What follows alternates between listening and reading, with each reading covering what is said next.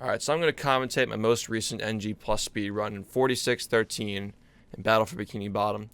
This is also going to serve as a GDQ submission for AGDQ 2019.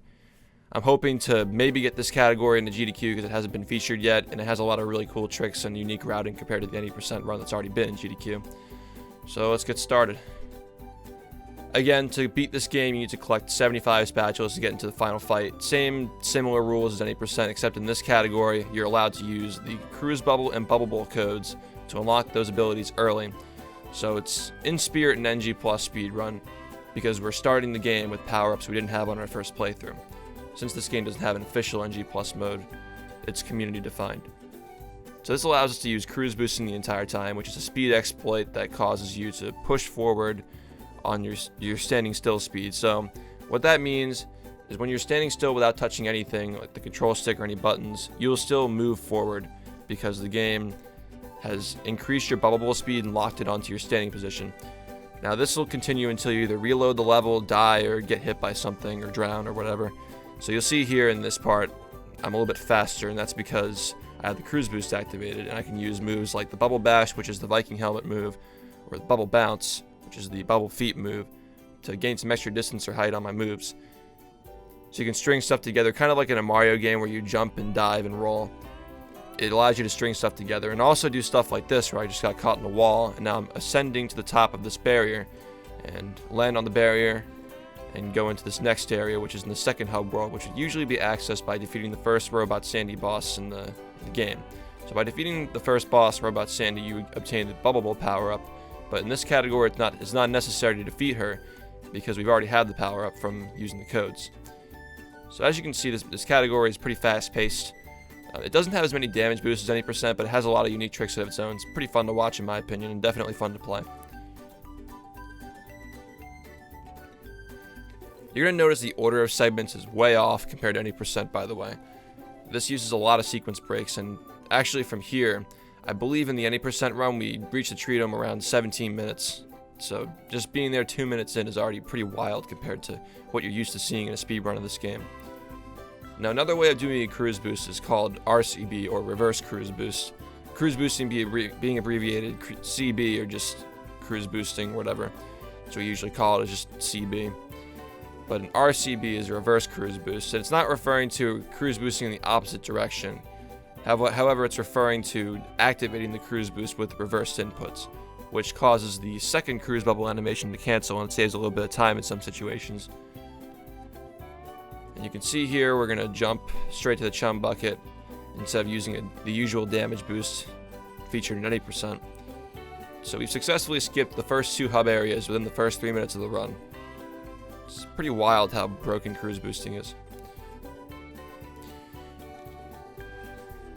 And you'll notice that after we collect this spatula, you'll see here, we can't go into the final fight here in the 75 spatula door, which is, again, where the final fight is held.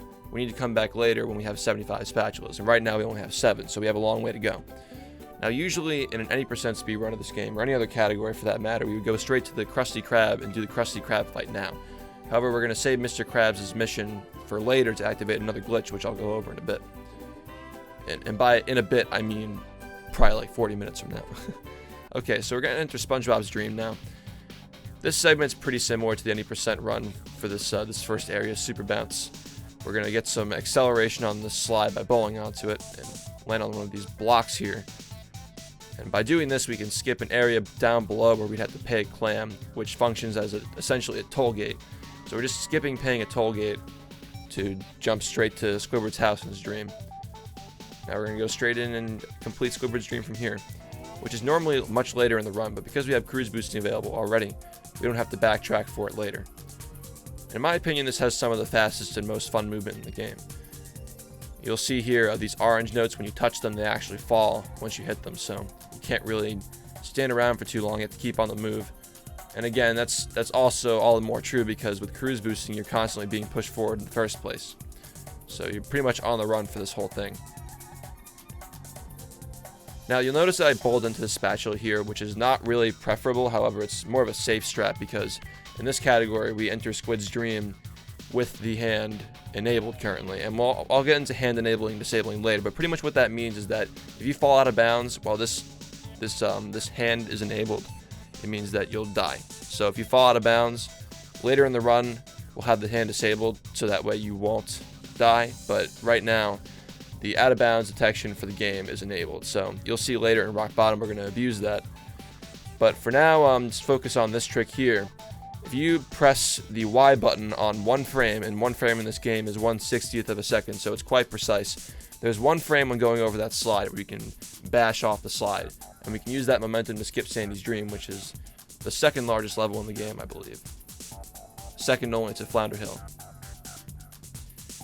Now here I set up that bash and slam into the spatula, so you can see here that SpongeBob will always face you whenever he collects a golden spatula. Or the game will at least it'll try to force SpongeBob into facing you. So knowing this, because cruise boost momentum always pushes you forward in SpongeBob's direction he's facing, you have to turn the camera to, like you're seeing here, so he turns into an obstacle so he doesn't fall off the ledge. So if I were just to not adjust my camera there, he would have just slid off the ledge and I would have died and lost a lot of time. These strats are pretty risky to go for, but they do save a little bit of time, so they're worth going for in my opinion. Another thing too in this category, there's no backtracking. Since we have the cruise bubble and bubble bowl, there's no reason to backtrack. We can just go straight to each level and finish them all 100% as much as we need in the run. So now we're going to go into Goo Lagoon.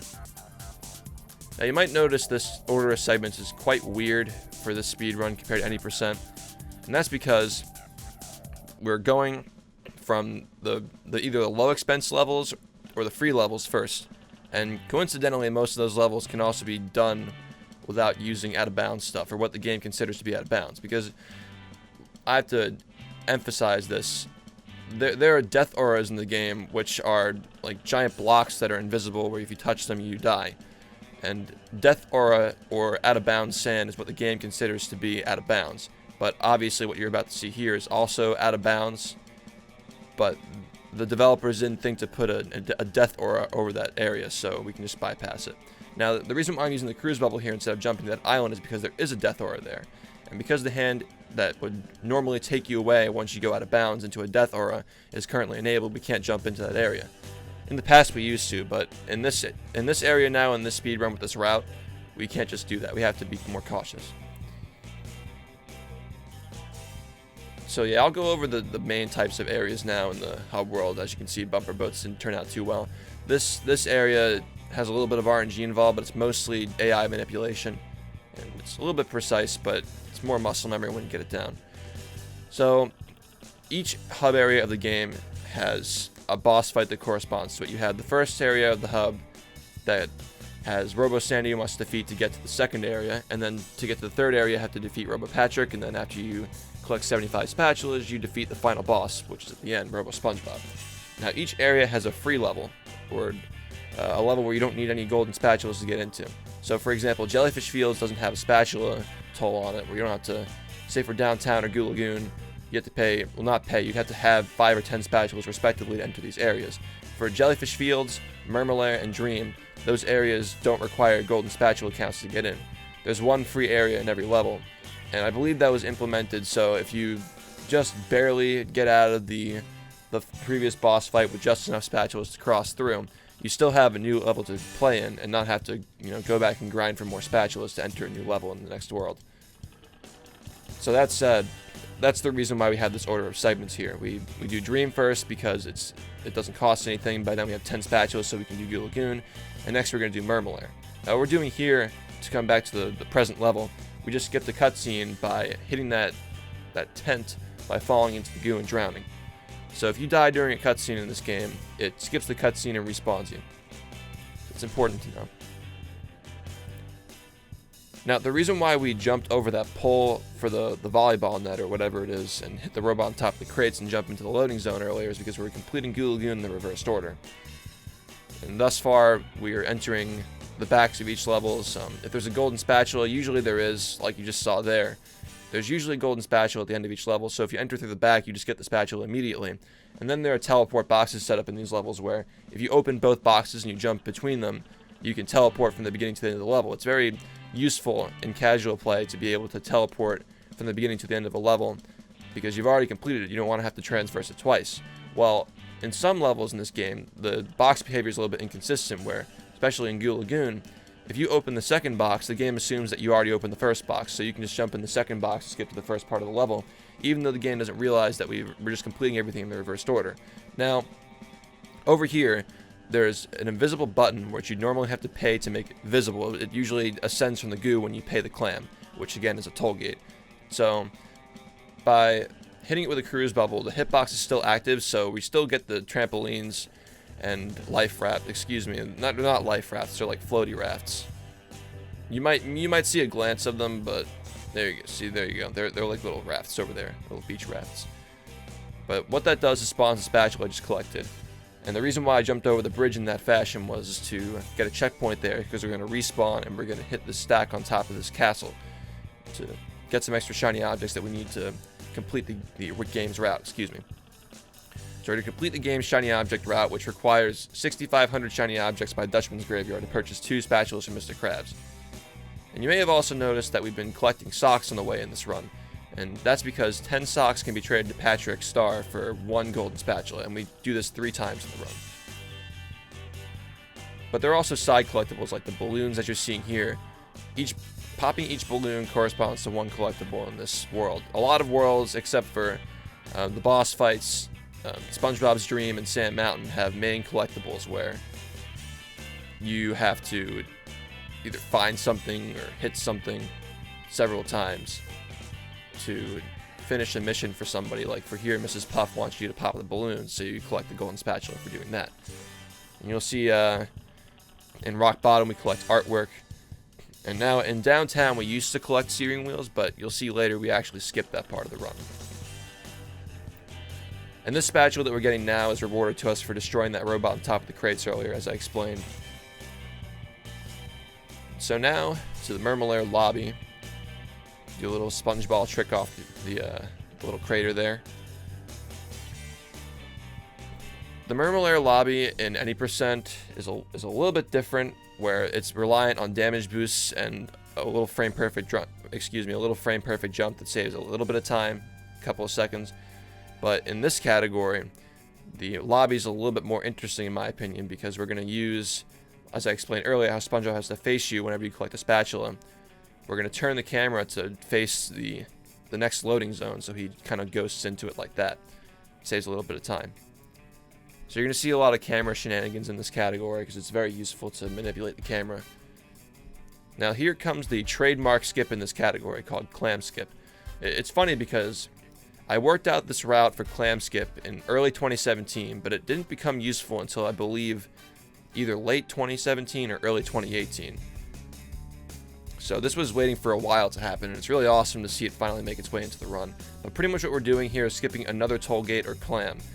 That is usually done in the any percent run, and actually all other runs for the main categories of this game, which we use to buy up to the melon throw segments as Patrick. But because we're playing NG+, we don't have to do those melon segments because they're a little bit slow. So here we've skipped right up to the prawn fight, where we're going to skip out of bounds and jump over this invisible trigger out of bounds, which actually triggers the cutscene to end this fight. Now, not all boss fights, you might be wondering, well, can't you just do this for the Robo Sandy and Robo Patrick's boss skips that you were, for the Robo Sandy and Robo Patrick boss fights that you were saying are really slow? Well, you can't, because not all bosses in this game have triggers to skip them. In fact, King Jellyfish, Robo Patrick, and Robo Sandy don't have these triggers, so this leads me to believe that, and actually this was confirmed by one of the developers of this game, actually the lead software developer, Jason Horner, told me after my last GDQ run that these boss fights and a lot of these levels were developed by different people who weren't really collaborating, they were just kind of doing their own thing. And that's because the lead game design guy, I can't remember his name, I apologize, he did say that these people were given a lot of freedom for working on their games. And so all the levels they made have some inconsistencies, like button press reactions and teleport box properties that you saw earlier in Goo Lagoon. A lot of that stuff is different across different worlds because not the same person was working on them. So for several boss fights, you're going to see that we can skip them by touching a trigger to go out of bounds and trigger the end of the boss fight. Now here, we're going to set up the rolling ballroom skip. Usually this is kind of a big puzzle, much like the mousetrap game, where you got to roll a ball along the rails and go into a bunch of contraptions to push it along. But in this category, and actually every main category on the boards, aside from the miscellaneous ones, all the main categories, including 200 spatulas, which is a miscellaneous category, uses this trick because it's so fast. So we're going to use it to perform an L clip by being sandwiched between the ball and Mr. Krabs to get stuck into the glass cage here to to get the spatula. Excuse me, get some water. And an L clip is just abusing a frame where collision isn't detected when starting the cruise bubble.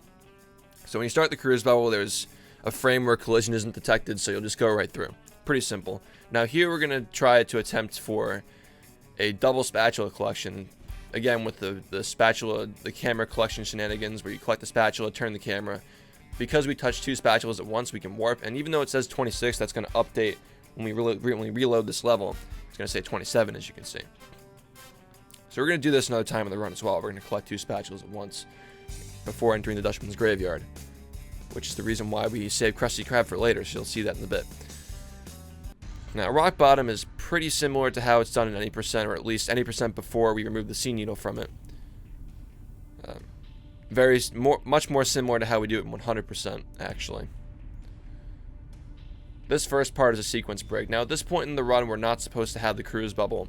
Well, it's not really unintended, because you can play this level with the cruise bubble unlocked, but again, with button pressing consistency I was talking about with the different software people working on different parts of the game, this button that is supposed to be pressed by the bubble feet move after you complete rock bottom can actually be pressed with the homing missile attack. So by doing this, we can just start the challenge without even starting the timer, run straight down to this golden spatula and collect it without even using the slide challenge.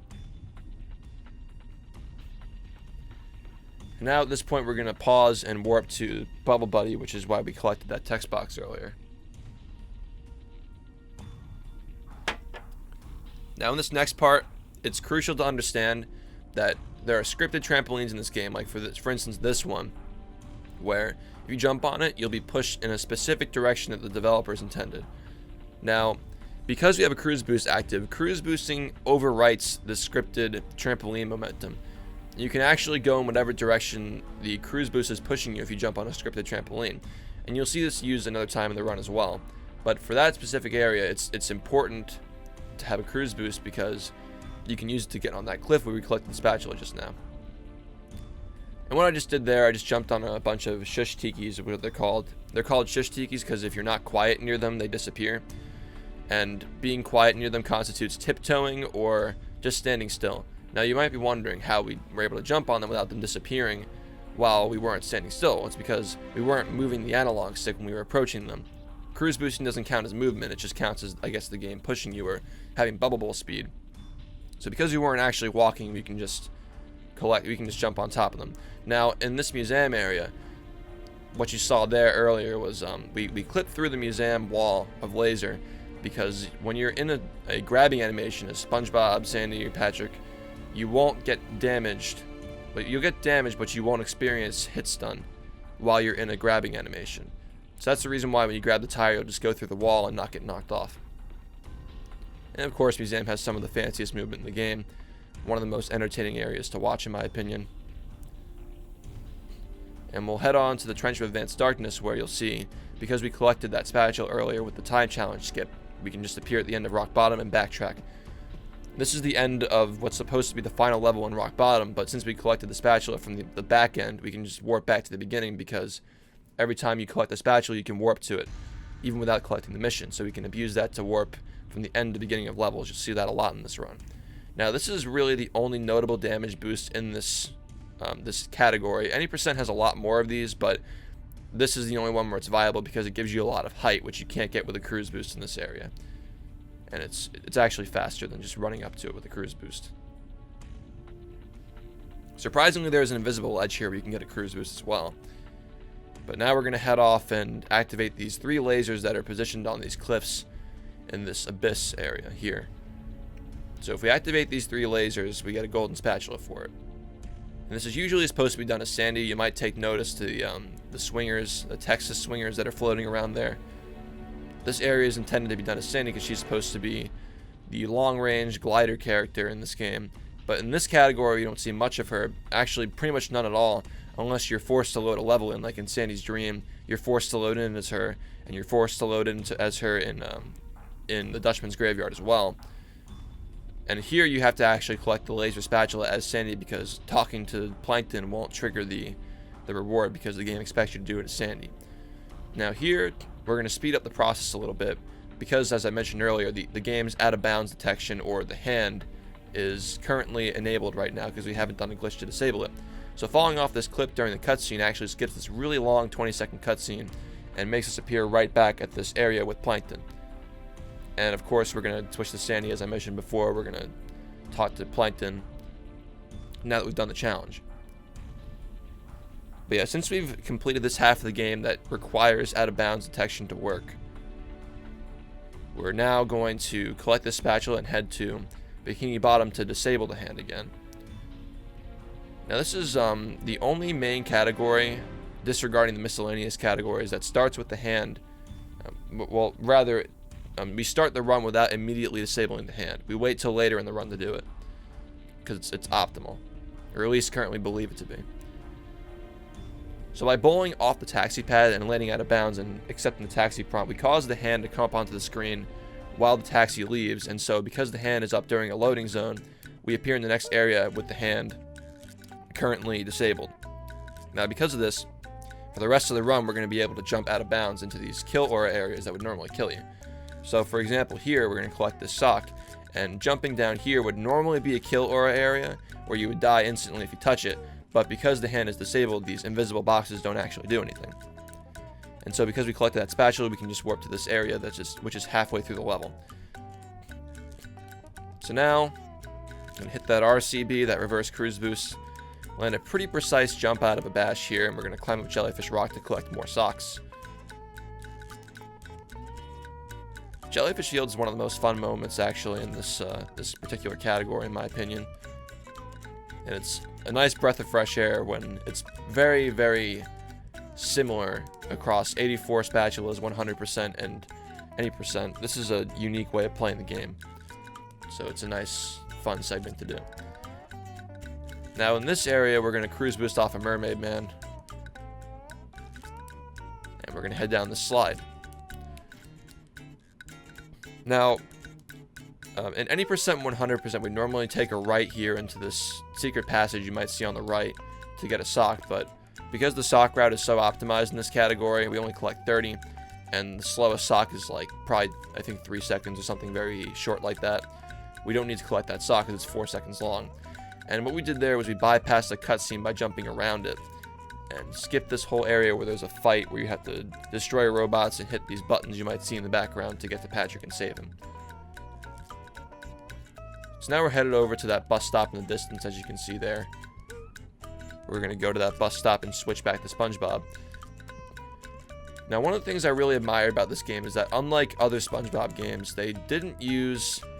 They use the game's scenery as it's out of bounds. And what I mean by that is normally a lot of these cheap licensed games will try to wall you in with like very tall mountains or buildings to not allow you to travel out of bounds. But in this game, they took a liberal approach and allowed you to see farther out by having these very long and flat plains you're seeing here that have death aura over them.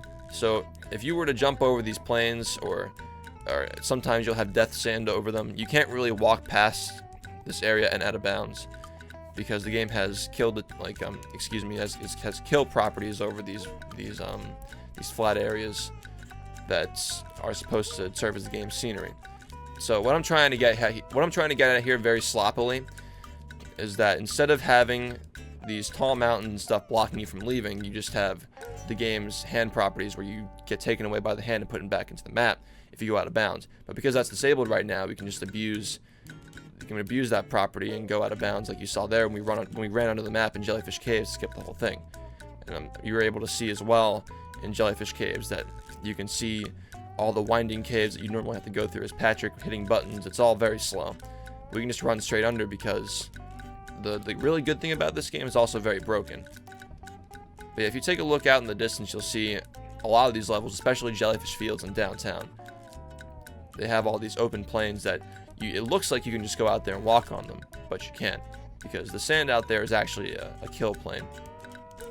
There are areas in this game that will bring the hand back if you stand on them for 5 seconds or longer, because there are two types of out of bounds detection in this game. You have the kill aura, which I was talking about before, which is currently disabled, and you also have the kill sand, where if you walk on that area out that I'm facing right now, if you stand on there for more than 5 seconds, the hand will return back into the run. So it's really risky in this type of run to stand out on the kill sand, because if the hand does come back, you have to go back and disable it again, which is really not desirable. You'll see in downtown there's a big risk that is taken to that can potentially bring the hand back into the run and lose a lot of time, but fortunately in this run, since we already know the outcome, it doesn't happen, so we're good to go. So now we're just going to climb the Jellyfish Mesas, or the hills in Jellyfish Lake, whatever you prefer to call them, collecting a sock along the way. As I said, Jellyfish Fields has some of the most intense movement in the game. It's pretty fun in NG+. It also has some pretty good movement in the other categories as well. Unfortunately, Drain the Lake, the area you saw earlier with hitting the robots and throwing them into the fountains with that cutscene, is kind of a sore thumb in this area, and it's actually not done in the 80% run because there are faster spatulas in it. But recently, to route out the Sea Needle, which is also a very slow spatula, and 10 socks, I had to compromise and put lasers and, well, lasers as you saw earlier in Rock Bottom, what we did with the lasers and falling off the cliff in Rock Bottom. We had to add that and this back into the run to be able to compromise and get rid of the Sea Needle, which is really fast. So now, as you just saw there, we just destroyed the King Jellyfish boss fight by abusing the Cruise Bubble power-up, which you're not supposed to have at this point in the run. Pretty much just lock him into hit stun when you're supposed to wait for his attack cycles and hit him with a close range attack. As you can see, I'm strategically hitting these tikis here to make sure I'm on pace for shiny objects, because like I said, we're going to have to pay for a lot of golden spatulas later, and it's pretty expensive.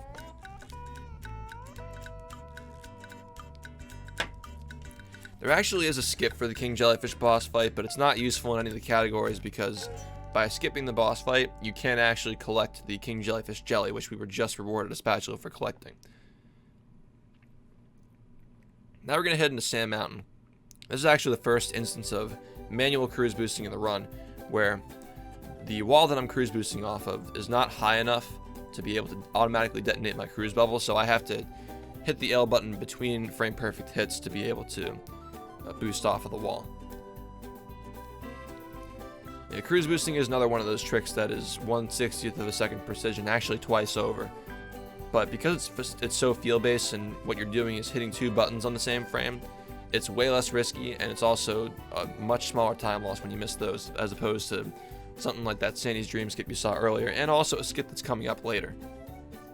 Now, Guppy Mountain is a pretty basic area. We're just going to purposefully hit all these tikis and harm ourselves to get these explosive shiny objects and get socks along the way. But the next slide that we're going to do, slide 3, or Sand Mountain, it's kind of weird they decided to call it Sand Mountain when it doesn't have a unique name like Guppy Mountain or Flounder Hill. They just call the third slide Sand Mountain when it's the name of the world, so it can get pretty confusing. But yeah, it does have some out-of-bounds skips like you just saw there when we jumped through the billboard and the rock. But this out-of-bounds skip is pretty new and involves a tactic called L-bowling, in which you use cruise boost inputs on a surface that is not flat, and what you'll do is you'll bowl and press L on the same frame. Now what that does is it allows you to have one frame without having collision on for a short amount of time. Like I said, one frame, so you can bowl and not have collision for one frame. So why is this important? Well, if you're going really fast on that one frame, you can actually get a really fast bowling shot to boost your speed and clip through something on one frame. So you'll see that used in the next slide area. And what I just did there is I just hit the Thunder Tiki again strategically to knock out that robot that's guarding the button.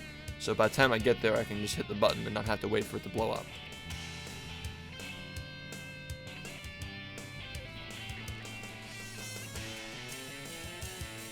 Now we're going to get a cruise boost on this box here. And the reason why we're doing this is to jump in and face down, so we lock the camera onto a forward-facing position to glide up onto this area here with the Thunder Tiki inside of that stack of Shish Tikis. Now, the reason why I was able to hit that without getting damaged is because there's a set of invincibility frames after collecting a spatula.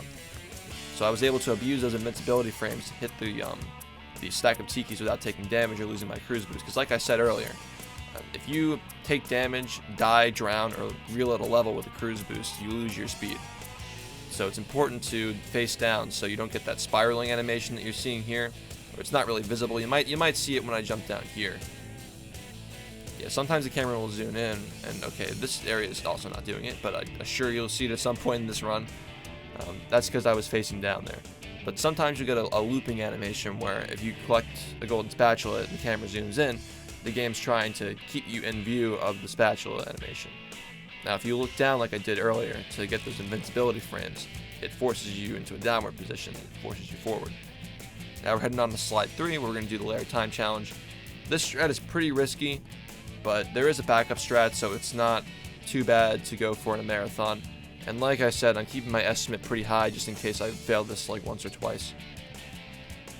So here we go. We're just going to do one of those elbows I was talking about. And in this particular run, I did get enough speed to reach the bottom of the slide. So what's happening here is this slide is the only slide that's shaped like a U. And so you can cut through the top area. Think of it like the where you start drawing a U. You can imagine yourself drawing a U on a piece of paper. You start at the upper left corner, or maybe you start at the upper right, or whichever hand you use. I don't know. You start at the upper corner, you go down, you dip down, you come back up. Well, what you're doing here is you're skipping from the first upper corner to the second upper corner. If that makes sense. You just cut through the whole slide with that out of bounds skip, with that elbowing tactic to get a lot of speed and just warp all the way down. So here you might see that spatula lock I was talking about. Yeah, there you go. So you see how he's trying to fit into the cutscene, because the camera's tilted slightly, so he's trying to face the camera, and because it's tilted slightly, he's gonna roll around like you saw there. Alright, so now we're gonna go into downtown, another one of these taxi skips. The reason why we jump on these taxis awkwardly is because you see there's a number on each taxi pad that tells you how many spatulas you need to get in, and if you stand in front of it, it'll cost a little bit of time because you have to wait for that cutscene to go away. But if you jump over the taxi pad, you can press A during the cutscene, so they usually save a small amount of time if you get them. So that particular one saves 1 second. They're often very small time saves. Now, tikis go boom. We're just gonna jump on top of these thunder tikis to detonate them as we run along, and you'll see once we've done this, the buttons that are gonna clear up. We're gonna slam on these buttons in order. And it's very important to be facing away from the red dotted lines, because if we go out of bounds, the hand will get re-enabled if we're out there for more than 5 seconds. And because we're locked into a cutscene, we would most certainly re-enable the hand by accident. Excuse me. Having some stomach issues. We would most certainly re-enable the hand by going out of bounds there during a cutscene, because there's not enough time for the cutscene to stop itself and then get out of harm's way. So now we're just going to go straight to the rooftops. Funny enough, in any percent, to get to the rooftops in this sort of a path is actually frame perfect. You have to use 2 frame perfect double jumps to get to this area in any percent, but in NG Plus we have a cruise boost, so we can just run straight to it without having to go through all that stuff. And so here rooftops has been greatly cut down. This area used to be a lot longer because we have to collect wheels and socks here, the wheels being the main collectible of this area. But now all we have to do is get this first spatula and then go straight to the lighthouse. So you'll see it's going to be a lot shorter. However, the jump spacing is a little bit more tight. It's still a pretty cool segment to watch in my opinion, but back in the day with having to collect the wheels and socks, it was a lot of fun jumping on the other buildings. But here we're just going to take a very optimized straight path to the lighthouse. You see like the big golden roof. So we're going to space a jump by doing a spin off a ledge to get a few frames in midair to be able to jump. It's pretty tight, so we have to do that to be able to jump. And you can see a bunch of these jumps on the rooftops are pretty tight. We used to actually do a frame perfect hand disable under the lighthouse here, but that's no longer in the run because the hand's already disabled at this point. Now we're just going to go through the lighthouse fight. There's a button guarded by an electrical gate at the bottom of this lighthouse where if you press the button, trampoline spawn, and you can jump up them to collect that sock. But because we can just jump onto the door, we can collect that sock early without having to press that button. which is especially good in this category because we don't have to collect the wheel that's guarded. As you can see, there is a clip to get inside that cage, that electrical cage, to get the wheel. It kind of just attracts you when you stand inside the electrical fence. But we don't need the wheel in this category because we don't collect the wheel spatula, so we're going to go straight to the spatula and leave to the Kelp Forest.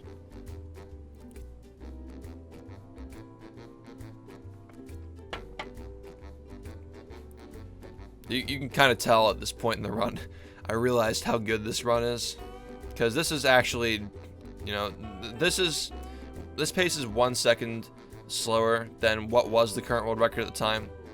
So just being a minus 120 with this new route, again, it's a side category, so it's not as optimized, but it was really intense being in this run, I must say.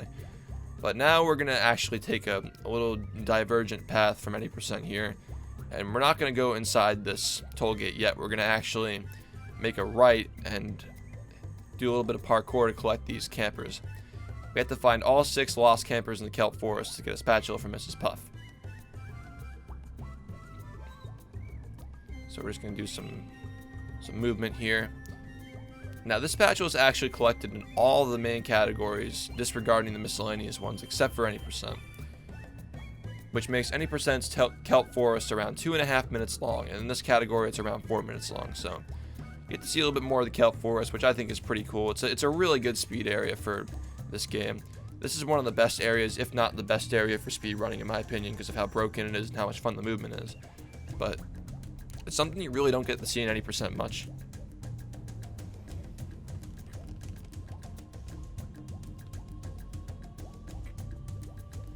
Alright, so now we're going to return here and go into this area I was talking about earlier.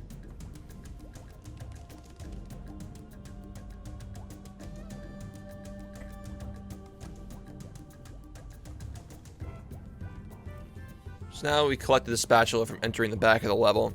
As you may know from an 80% run, we just jump into that back area, which is usually supposed to spit you out after you finish this level. You got to go through the kelp caves, the kelp swamps.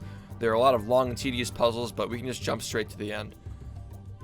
And by doing that, we can activate a time challenge, go straight to the end of the level where we came from, hit the trigger for ending the time challenge, and get the spatula from Mermaid Man without even touching the slide. So again, this goes back to my point about how broken the Kelp Forest is. Because now we're entering the kelp caves from the back, in this area that is guarded off by several gates. It takes a very long time to get through there casually, but because we collected that spatula, we can just warp to the beginning now and just save a whole ton of time. Now, usually in a category where you have to collect more than just the basic 6 spatulas in Kelp Forest, you'd have to get campers and crystals. Crystals being the Power Crystal Crisis spatula in this level, but in this category, all I have to do is just get that camper from out of bounds by clipping out with an L clip. We don't need to get the crystals in this category.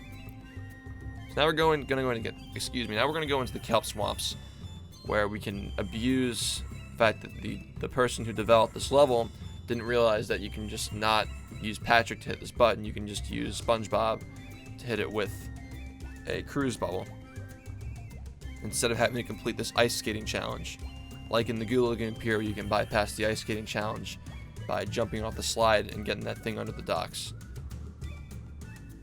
Under the pier. But yeah, you can do the same thing here, hit it with a cruise bubble and jump down and get it. Now, unlike any percent, we're actually going to do a death warp here and get an RCB, or reverse cruise boost again. We're going to get a reverse cruise boost off of this bridge and go head out and find the other 2 campers that we need to finish this level. So there's one. We're going to turn around, activate this Thunder Tiki on the way out to bring our shiny object count up.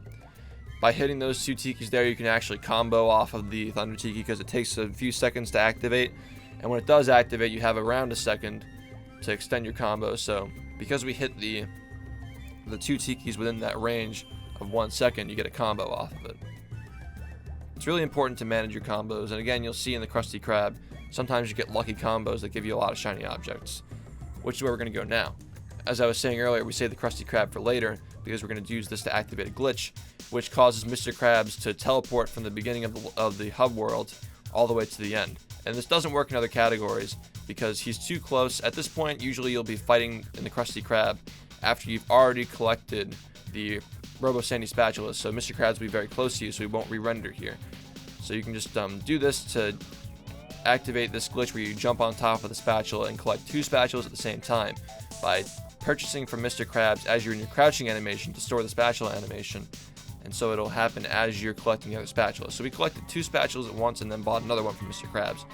And you'll notice that the spatula count hasn't updated yet, but it will when we enter this next level.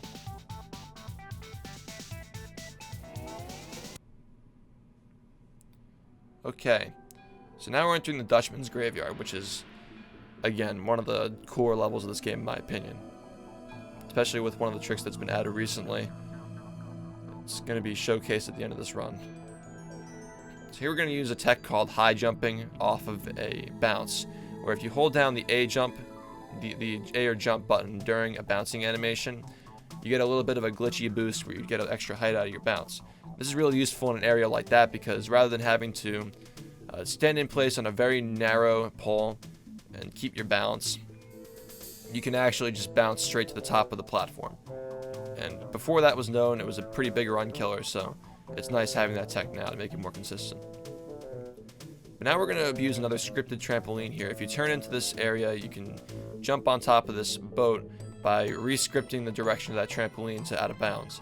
It would normally send you back to that grave area with the Chuck guarding it, but, and again, I haven't even mentioned Chuck at this point in the run. Chuck is just that robot that shoots the, Chuck is that robot that shoots the torpedoes at you, the silver guy that floats over the boat. So you can just avoid all that stuff by re-scripting the trampoline to jump over that boat. Now we're going to do a very similar skip as seen in Jellyfish Fields, where we hopped into this the bungee area that's in a ditch. There's supposed to be death aura here, but because we had the hand disabled, we can just grab the spatula with the death, like bypassing the death aura. And now because of that, we can just warp up to halfway through the level, where the spatula would normally give you the mission. Hit that manual cruise boost here, as I mentioned earlier, when going into Sand Mountain. Now we're going to do a trick called boat bash, where you just use bashing against these colliding areas against this boat, where you can just kind of just float up onto the boat. Grab the spatula, and because we're abusing the camera mechanics, you get pushed into that corner between the pole and the box, and we can enter the Dutchman ship without removing our cruise boost. Now we're going to get a cruise boost off of this pole and head on our way to hit these cannons. You can press these cannons by slamming on them or hitting them in some cases. The goal here is to activate all 4 cannons and then destroy the cannons on the robot ship to leave them vulnerable so we can attack the robot ship and save the Dutchman ship. Now, funny enough, we don't have to actually destroy the robot cannons because there's a glitch where just hitting this button inside the chest, which is supposed to activate the cutscene, where if you haven't destroyed the lasers yet, it just shows the cannons being hit by the lasers and to kind of tell you that you have to go and destroy them to succeed in destroying the robot ship. So normally the cutscene would end right here, but you're going to see the lasers are going to take down the cannonballs. Now, despite not having the trigger from this cutscene to be sent to the final fight after destroying the cannons, because normally the cutscene would send you straight to the final fight, you don't have to get that trigger to enter the final fight, because for some reason the devs decided to leave this spatula open or just to leave it unlocked by pressing that button. So the trigger to unlock this level is not opened, it's not caused by destroying the robot ship, it's just caused by pressing the button inside the chest. So by doing that, we can enter the final fight for the Dutchman's graveyard, use some precise bashes to float on up to this area. We're going to use the same concept as prawn skip here, where you touch the trigger to end the fight. And now we're going to head on into Goo Cage Clip, which is another L-bowl tactic, similar to what you saw in the Sand Mountain, where we got a speed boost on that one frame where we didn't have collision.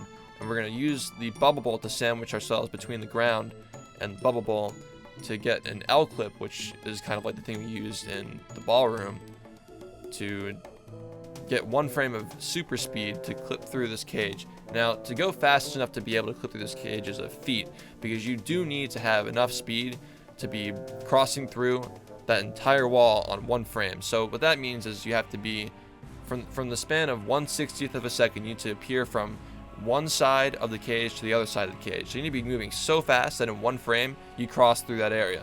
On that one frame, you don't have collision. So it's a pretty crazy trick. It uses a lot of game knowledge that recently got put together to make it work. It's pretty hype, in my opinion. So now we're at this point. I'm like super happy about this run. I'm like smiling. I know it's gonna PB by a full minute or something like that. We still have 2 big skips to cover though. So at this point, I'm going to turn to the left and use invincibility frames from starting the level with a cruise bubble to hit that glove, and now we're gonna hit the second one while he's in his second swinging animation. Hit Robot Plankton to trigger this next phase, and use the propelling from this platform to launch ourselves into that trigger, much like we did with the Flying Dutchman skip you just saw and the Prawn skip. So here, I remember very vividly that, now again, there's nothing to be disappointed about here because this was not capable of getting a 45. Either way, it was going to be a 46, so it doesn't bother me too much, and I can always go back for a 45 some other time. But what I'm going to do here is, again, abuse the scripted trampoline to land on top of this brain, and because of that, I can now jump to this little crevice here where I can use another L clip, or rather an L clip into an L jump. By jumping and pressing L at the same time, you can jump with one frame without collision, and so we can do that to enter this next phase where we can clip through these areas and hit these fuses inside the robot's brain, in which you need to destroy 3 to end the fight. Now normally you'd have to go through a bunch of challenges and hit like several fuses to do this, but the game ends when detecting the 3 fuses in the brain being destroyed, not the rest of the body. So that's how you end the fight. The time ends on the 3rd fuse, and we have successfully completed an NG Plus speedrun of Battle for Bikini Bottom. And I hope you enjoyed this run. I think it's a really neat run to show off in a marathon because of how little downtime there is. I'm sure, like especially in like Drain the Lake, lasers, there are areas for donation readings if necessary. Of course, there's every speedrun has a little bit of downtime. There's always some room to leave that in. So hope you enjoyed this really fast-paced method of playing this game. I think this is one of the best categories in the game, in my opinion.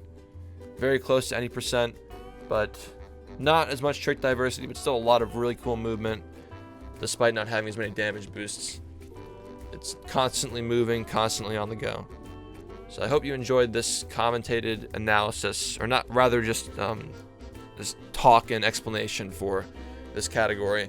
If you haven't seen a run of this game before, I recommend you check out my other categories that I speedrun. You can check out a 100% speedrun as well. I do that too. I hope you enjoy the channel.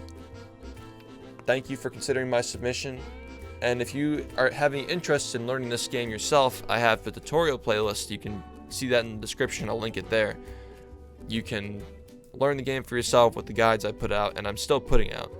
So that's all there for you. Thank you for watching, and I'll see you next time.